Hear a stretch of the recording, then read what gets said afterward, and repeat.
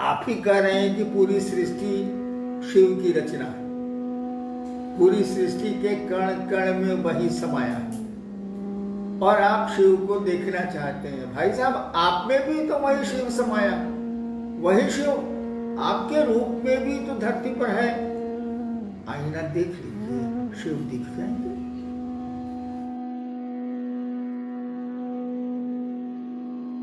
कि शिव की शिष्यता सांस लेने की कोशिश, सांस लेने की क्रिया से भी आसान है। क्यों आसान है? अरे सांस लेने में सीना दुखता है, तेज सांस लीजिएगा तो आप हांफने लगिएगा, मन आपका चंचल हो जाएगा।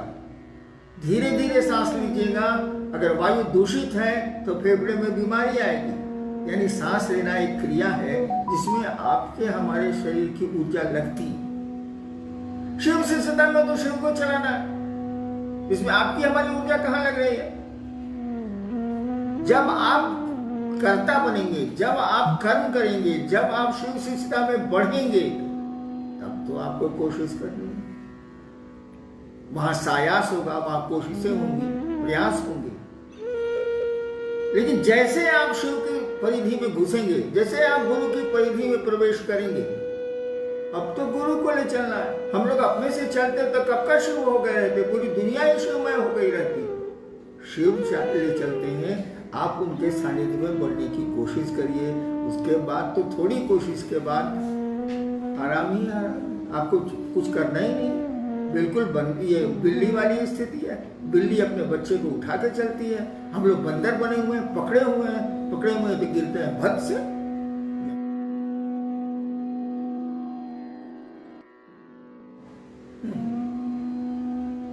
मन तो एक अदृश्य मशीन है, विचारों को पैदा करने की अदृश्य मशीन है। उसको आपका चिकित्सा विज्ञान आपके शरीर में नहीं ढूंढ सकता है। हाँ, ब्रेन ढूंढ लेगा, मन नहीं मिलेगा। हम लोग कहते हैं कि हम लोग का आज मेरा मन दुखी है, मैं बाजार नहीं जाऊंगा, या हमको आज मीठा खाने का मन नहीं है, कुछ नमकीन है तो खिलाओ, बोलते हैं। यानी आप मन भी नहीं है, शरीर तो नहीं ही है। शरीर के कई अंग बदल दिए गए हैं चिकित्सा विज्ञान के द्वारा आज तक। लोगों के खराब हो जाते हैं तो बदले जाते हैं। हम आप मन भी नहीं है, तभी नहीं कहते हैं कि मेरा मन आज नहीं है इसका। यानी जैसे हम लोग कहते हैं कि हमारी चप्पल टूट गई है, तो भाई चप्पल टूट गई तो आप चप्पल है। आपका मन दुखी है तो आप मन तो नहीं है। मेरे घर की दीवार खराब हो गई, अब दीवार है, घर की दीवार है, आपके घर की दीवार। वैसे आप बोलते हैं मेरा मन आज दुखी है, तो आप मन नहीं। आप हैं कौन? हम हैं कौन? इसी का उत्तर ढूंढ लीजिए। उस शिव, वो शिव मिल जाएगा, वो ईश्वर मिल जाएगा। ईश्वर को ढूंढने की जरूरत नहीं है, अपने आप को ढूंढ लीजिए कि आप और हम कौन। कठिन है, अपने में अपनी तलाश करना कठिन है, इसलिए शिव के पास जाइए। वो गुरु भी हैं, उनको अपना गुरु मानिए, शिष्य भाव दीजिए, ड्रामा बंद कीजिए, शिष्य भाव दीजिए, तभी सही स्थिति का पता चलेगा। तभी आपको पता चलेगा कि आप हैं कौन। कुछ नहीं है, हम आप मात्र उसी शिव के एक रूप हैं जो जगत में तमाशा कर रहा है, तमाशा करवा रहा है।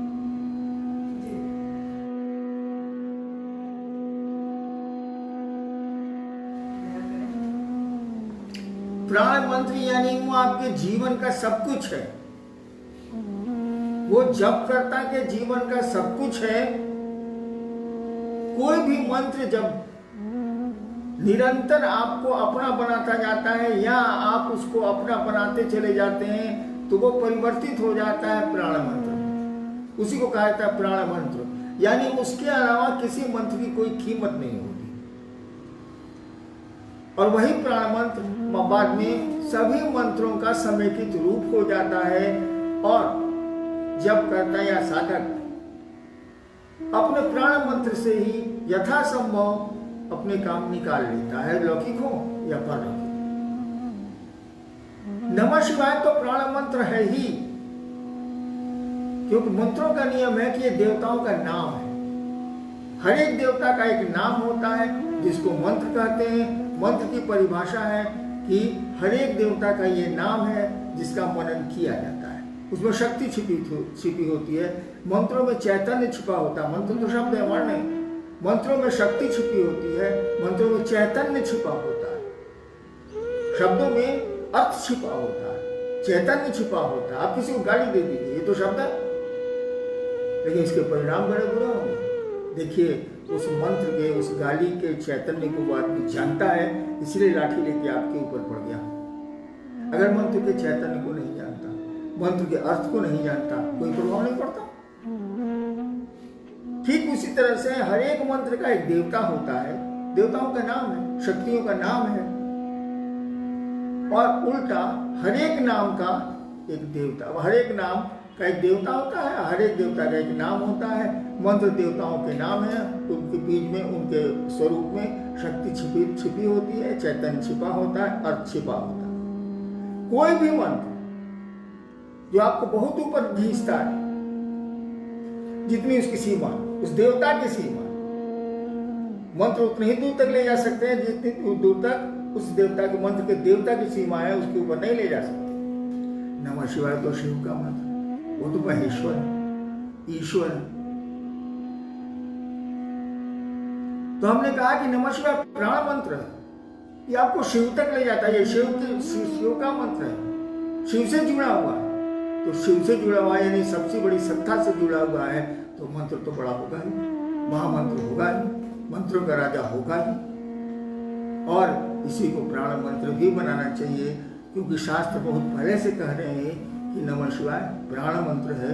इसको अपने प्राण में समेटो, अपने प्राण के चारों ओर इसको लाओ, इसका जप करो, इसका मनन करो। मंत्र का मनन होता है, मन जिसको बार बार दोहराए, मनन होता है।